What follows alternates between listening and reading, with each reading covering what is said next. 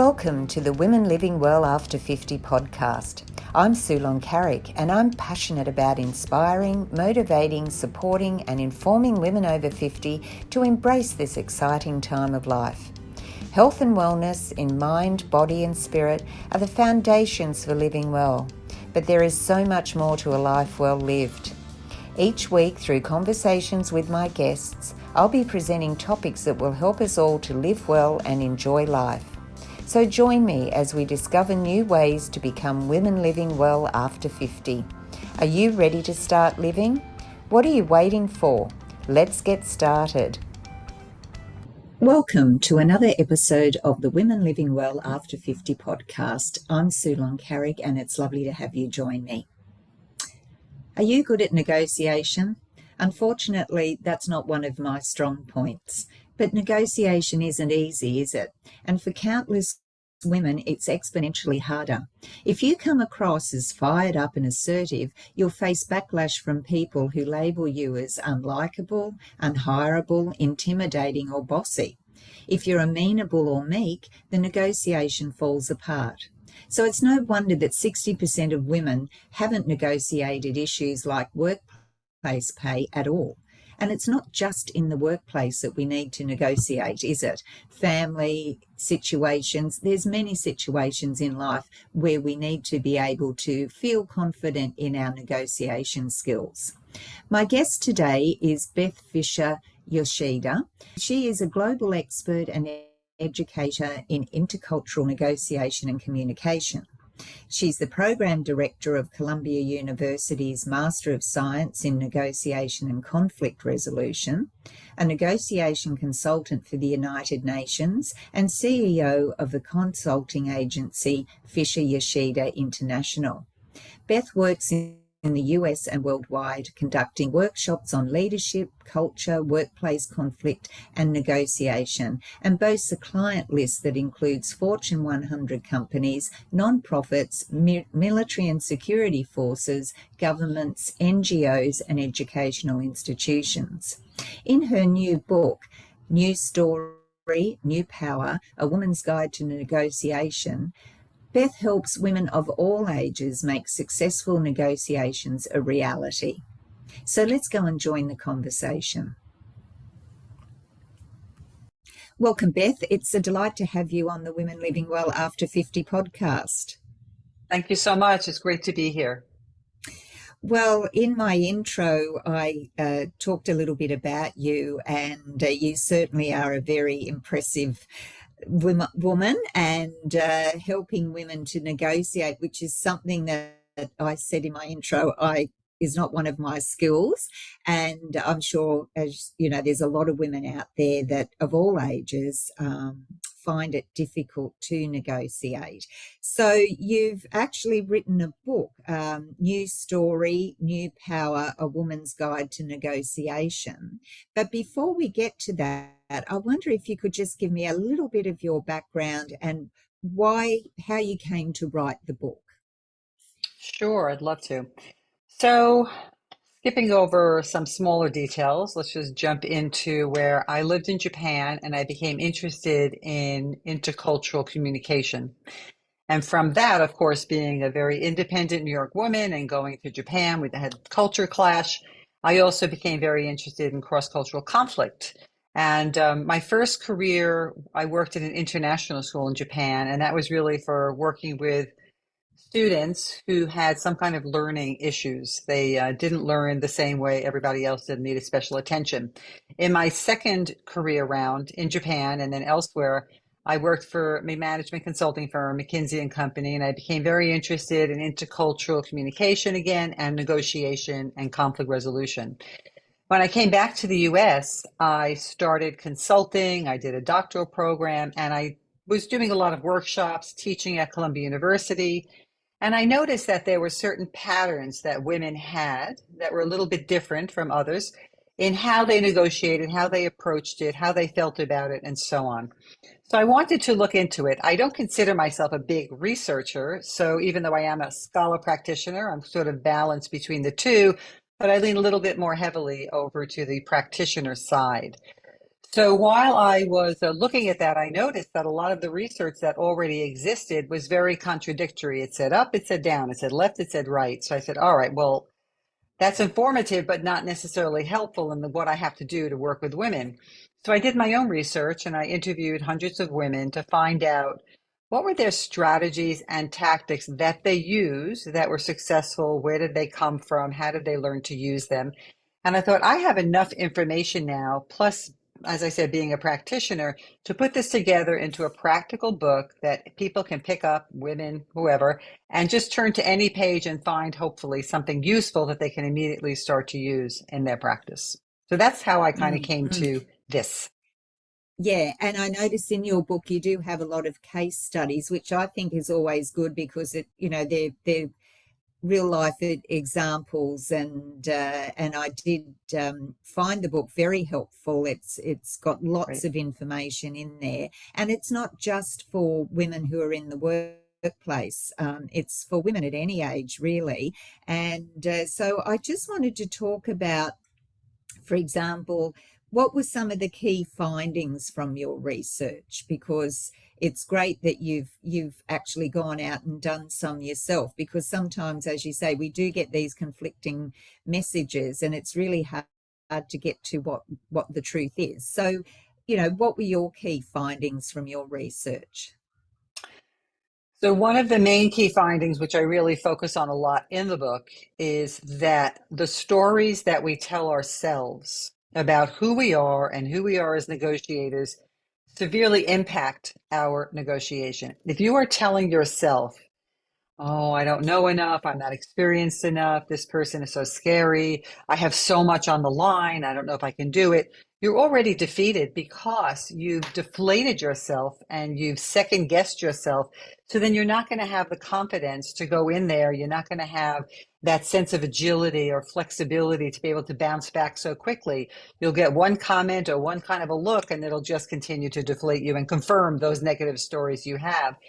So some of the strategies that women use were to say, you got this, you can do this, and they would pump themselves up before they went in. And I think understanding where these stories come from, because like, why do some people have certain kinds of stories and others don't carry the same stories?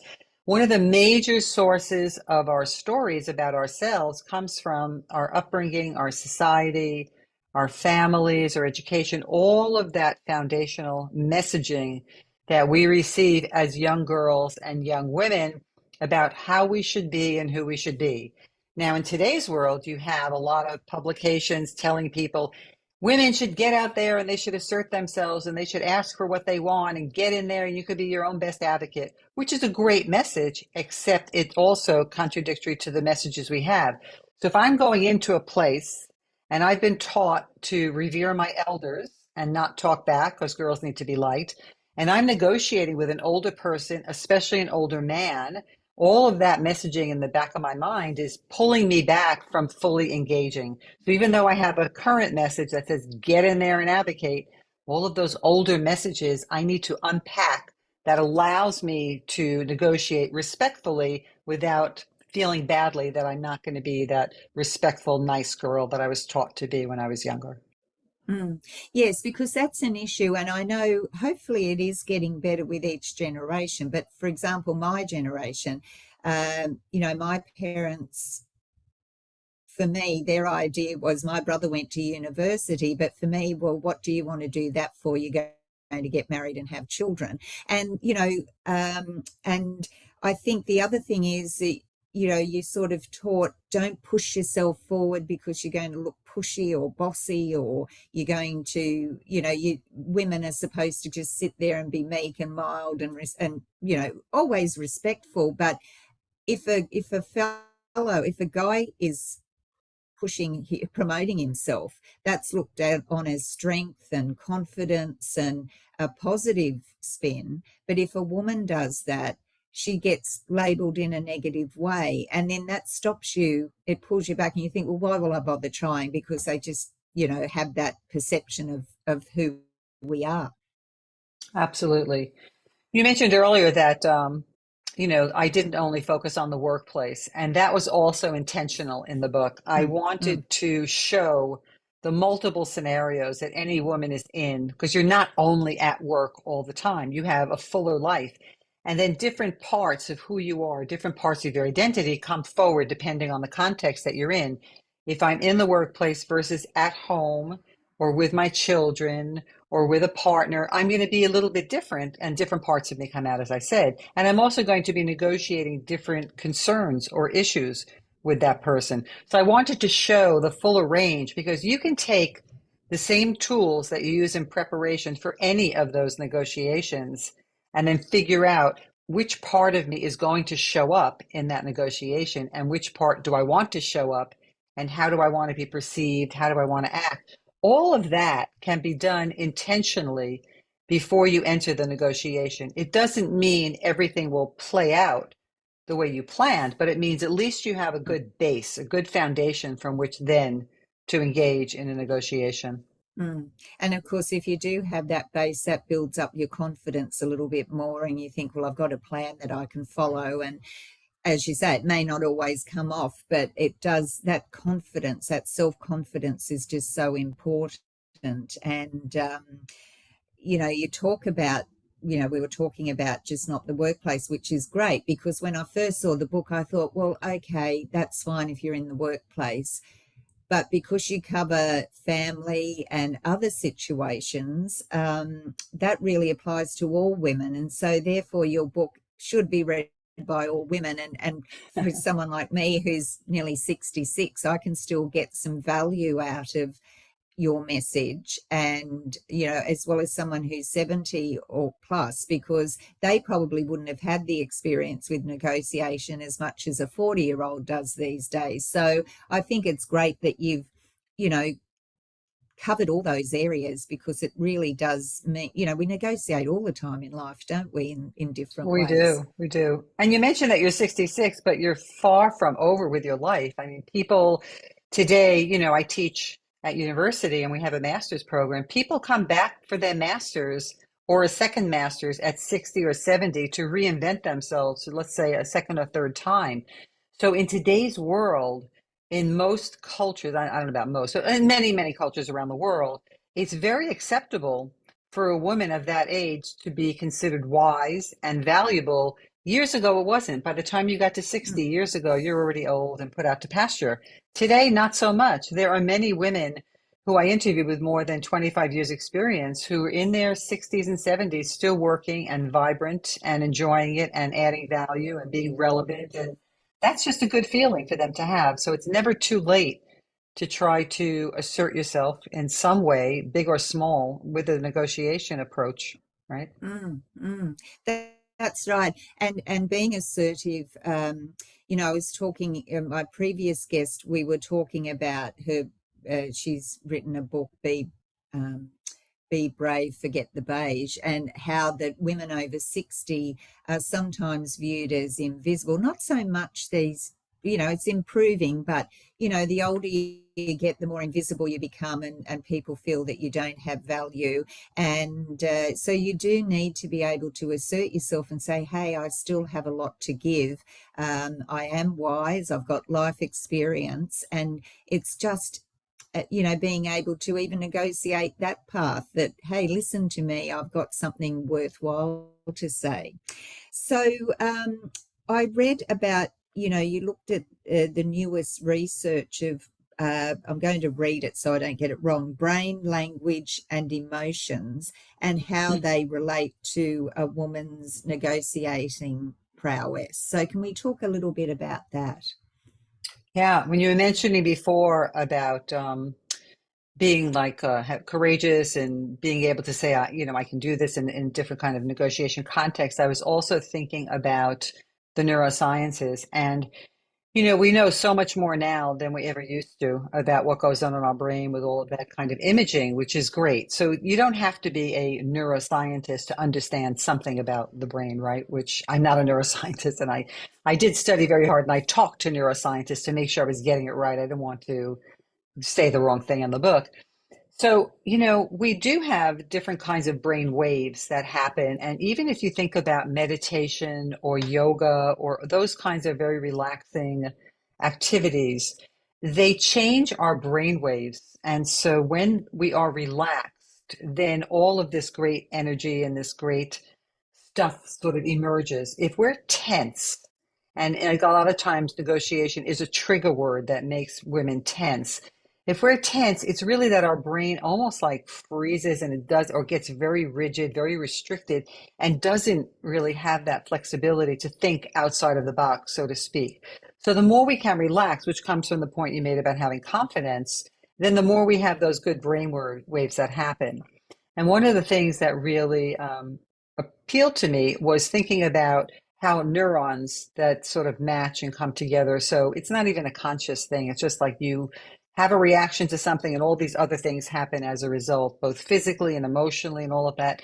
So if you think about if we've been conditioned to have the word negotiation as a trigger and then it has all of this negative impact on us, what if I'm proposing, what if we put the effort in, even if it's a terrible negotiation and we didn't get what we want, but we showed up. And I love the idea of showing up and putting in the effort because we put in the effort and we start to change the pairing so that negotiation eventually can become part or paired with effort. And that can be a positive thing because we're proud of ourselves and we build our confidence for showing up and not shying away.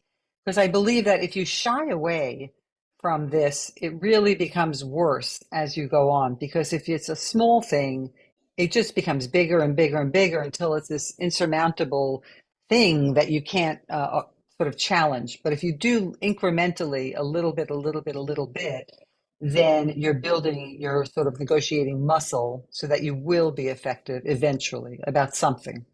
Mm, mm. Yeah, that's a good point, and building the confidence as well as you go along. The other thing I wanted to think about too was, the saying about, what's the worst that can happen? They they'll say no. And, like I suppose if you have that thought as well, that, well, what have I got to lose? Really, I can give it a go. And if it doesn't work, it doesn't work. But if it does, imagine, what the result will be. It's just trying to, as you say, have those thought patterns and preparation to actually get you to do it or to Mm-hmm. make a Mm-hmm. start. So Absolutely. yeah. Now, when you were talking to women, and I've just thought about this, it may not be, you may not have come across it, but what about women going through menopause? Because we're dealing with all those hormonal changes as well. So our emotions and can be a little bit erratic at times. How do you overcome that when you're trying to go? Because at that time, you might even be going for some, or a perimenopause, you're going for maybe a big career move or something like that. How do you, what strategies are there that, if you are feeling those emotions and the hormones are all over the place, what can we do to try and minimize that? Yeah, that's a good question. We didn't speak, I don't remember speaking specifically about that or even naming that, but I know that women, especially mid-career women and people moving into their senior career, uh, must have gone through menopause and must have had those situations. So they did allude to having different kinds of emotions in the workplace and so on, and maybe breaking down and crying or something to that effect.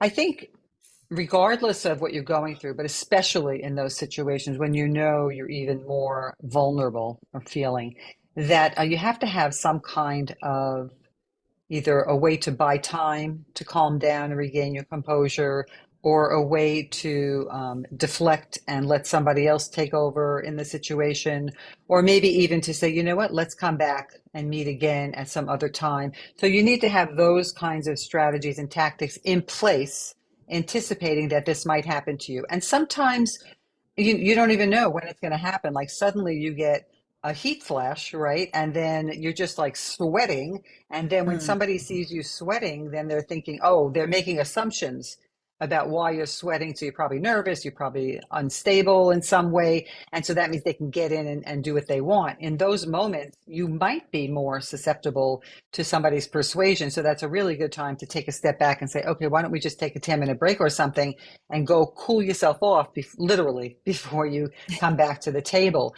So, emotions and the emotional display is really different kinds of messaging. And when we are going through those stages of perimenopause and menopause, we're not completely in control of our emotions. And so they kind of overtake us unless we have a strategy to sort of like rein it back in.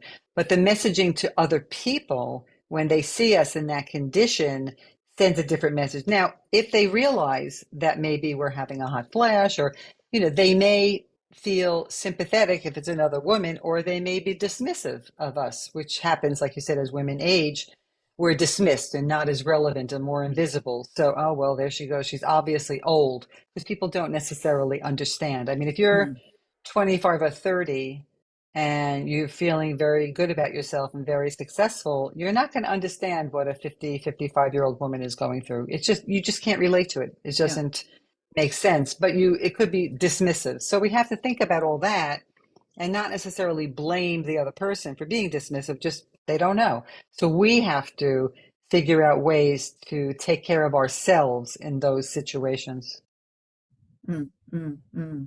Yes, I mean that just adds to the layer of the challenge when we are negotiating, doesn't it? So you do workshops, and you're very experienced in this area. So what have you noticed when you're coaching women in their negotiations? So one of the things that happens is when I'm with women and working things through, and we go through what's the worst case scenario, and there's a concept also called BATNA, which is the best alternative to a negotiated agreement, and really having women think about, if I do negotiate, what happens? If I don't negotiate, what happens? What are my other options? The more options you have, then the more risk you're willing to take and the braver you can be, because you have other opportunities. But if you don't, then you're putting a lot of weight on this particular negotiation, which then you have to deal with that, because now you're putting pressure on yourself. But the other thing I do is I role play with women. I help them prepare for their negotiations and thinking about ways of boosting their confidence and giving them different tactics. And a lot of times they come up with their own wording. So one of the initial things I do really is help women identify the sources of information. Where did those influences come from that shape why they think about negotiation and how they think about it and who they are as negotiators? And in a very simple way, we just say, okay, which stories are helpful? Let's take those and grow them. And which stories are not helpful? They're getting in our way. Well, I want to like press the delete button. You can use humor, just delete, delete, or modify to turn it into either something neutral or a strength. And that takes time to really think Mm, about it. And I always recommend, do not go and negotiate with the most challenging person of the most challenging issue. Start small. Those little small wins, the same thing I talked about before with pairing, negotiation, effort. Start small, gain a success, build confidence, and grow that and keep practicing. It's like a muscle, you have to use it. And the more you negotiate and recognize when you're negotiating, I think the stronger and more confident you become. And I've seen that happen with women. mm, mm. And with the case studies, are there any? I mean, they were all valuable, within the book. They fit quite well with each of the topics that you cover. But are there any examples of case studies that you can share with us that might have stood out to you more when you were doing your research? So sometimes people don't really expand on their interpretation of somebody else's behavior. So somebody will say something, and for example, somebody might say to me, well, he was ignoring me, or he was ignoring my request. And I always want to put it into a behavior and like, what was he doing that made you think he was ignoring? And then they describe a behavior. And then we explore other possibilities Was he ignoring, or was he thinking? Was he avoiding saying no? Was he maybe not hearing what you were saying, maybe not understanding the request? And try to expand on that and the nuances of interpretation for what was being said in that negotiation time. And then when they do that, they're saying, oh, because if you interpret it only one way, then you behave and you react to that one way, which is very narrow. If you instead think, well, maybe it's this or maybe it's that, then also you don't know. So you ask for more clarification.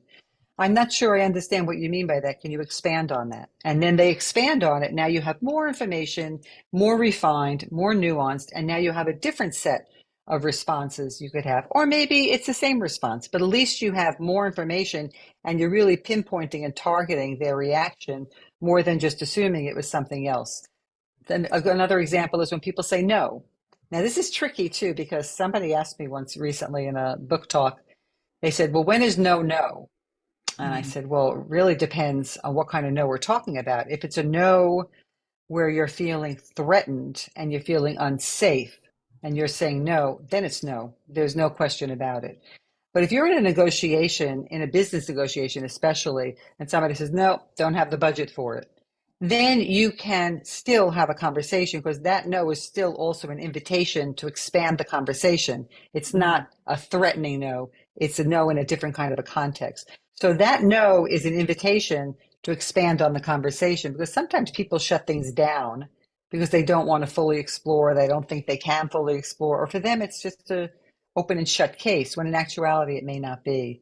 So there are mm. many, many Mm, examples, right, based on many yes, conversations. and for example, if they come back, no, we don't have the budget, well, that might give you an opportunity to sort of come up with some ideas that will, still progress your negotiation, but ideas that where savings where they haven't thought of or something like that. So you're right, yes, it's not a definite um, closure. If you are prepared, you can sort of continue the conversation.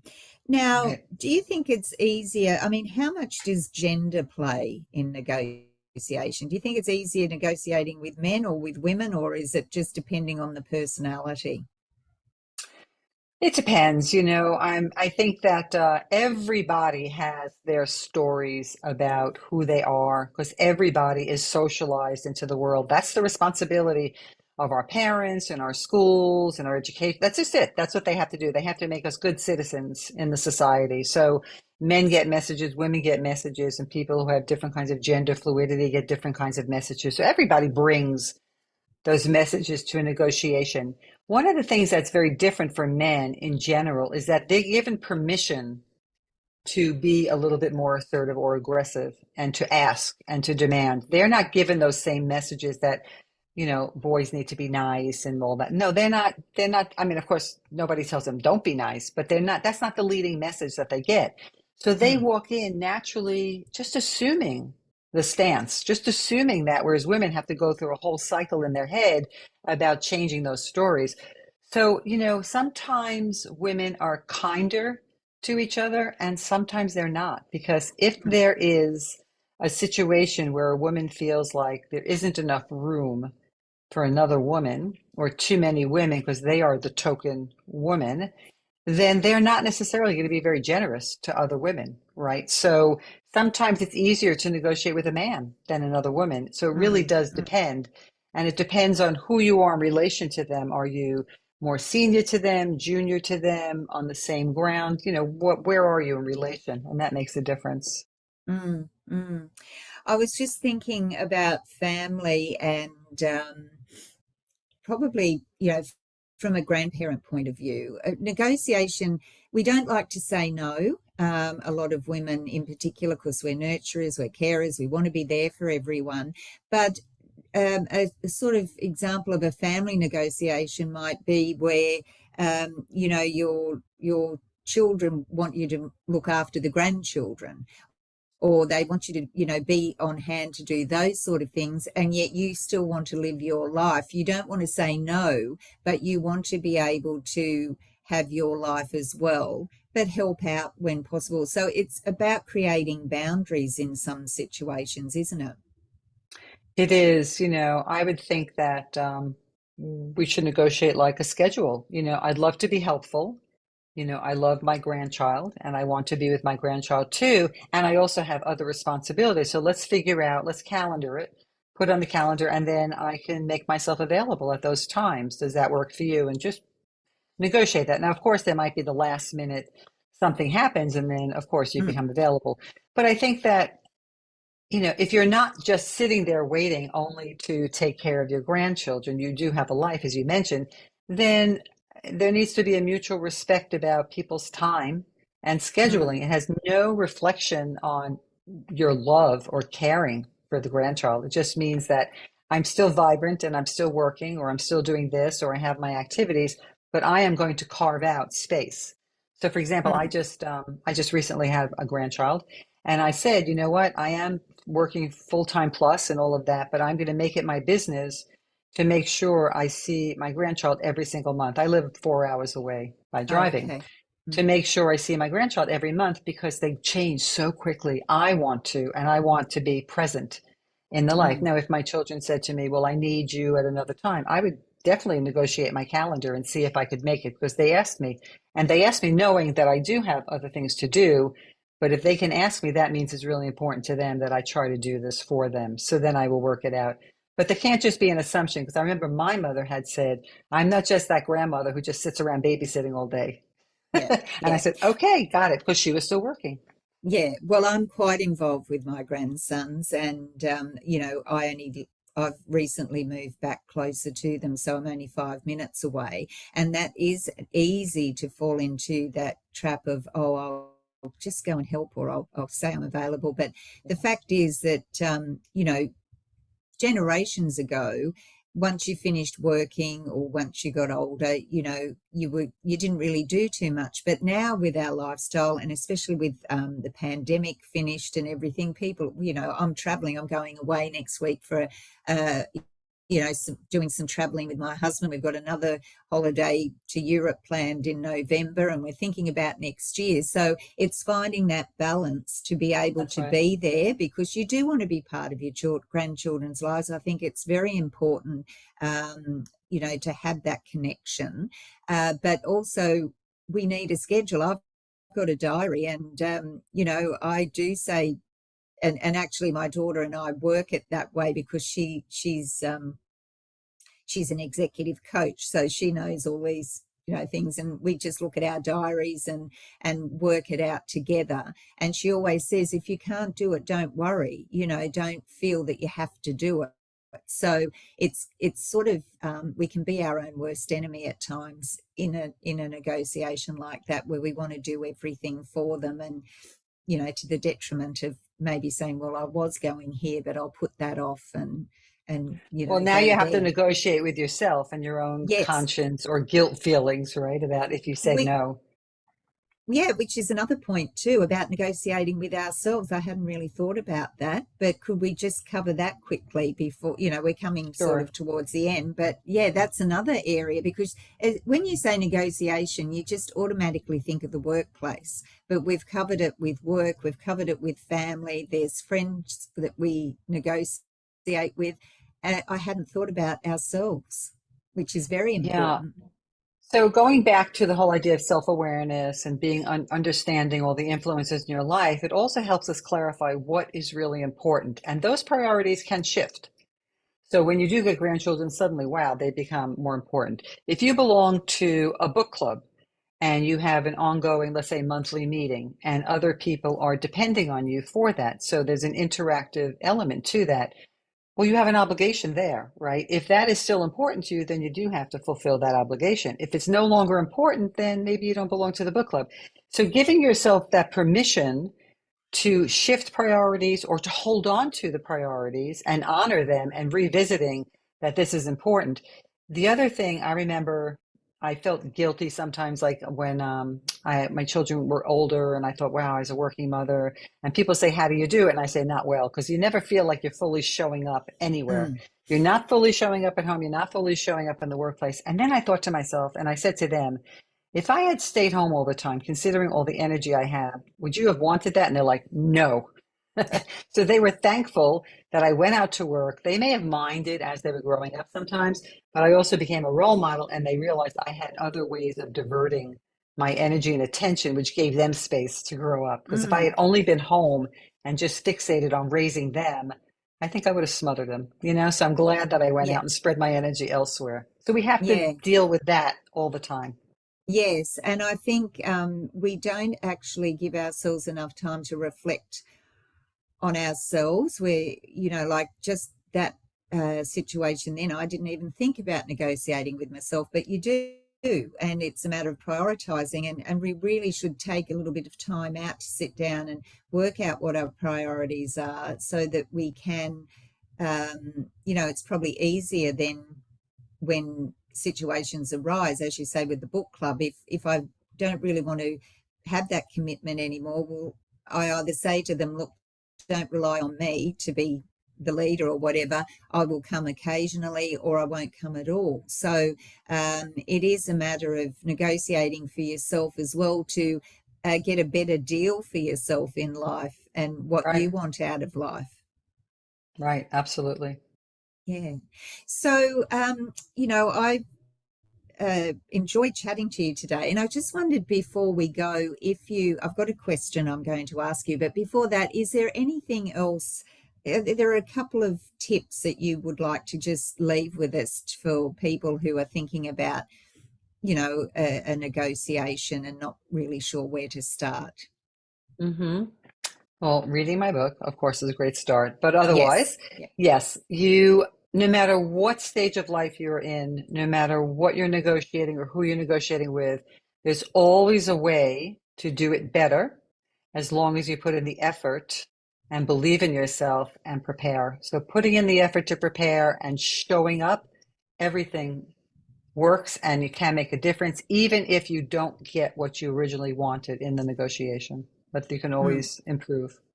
Yeah, yeah. Well, I mean, you've inspired me. I think that I will feel a little bit more confident about any Good. negotiations in the future. So I will be putting all the links in the show notes. So the book Great. I'll be including in my monthly book club posts that I do as well. So I would encourage everyone to read that. But before we go, I just wanted to ask you a question which I ask all of my guests, and that is, what does being a woman living well mean to you? Mm. It means that I don't need to always be conscious of being a woman. I'd like to just be conscious of being Beth and showing up and being valued for who I am, not because I'm a woman of a certain age or not of a certain age or not of a certain look, that people just understand me and that I feel confident and free to move around doing what I think is important to do. That's what to me living Mm. well is. Yeah, yeah, that's a great answer. And I've often said, I've had well over 100 podcast episodes. I ask the same question. I've never got the same answer Oh, twice. isn't So that that's wild? really Mhm. good. That's great. And, that what you've come up with today is fantastic. So Thank you. thank you so much for joining me today, Beth. It was such a pleasure to meet you. And I will recommend the book to Thank everyone you. because it is for women all ages. And thank you for writing it.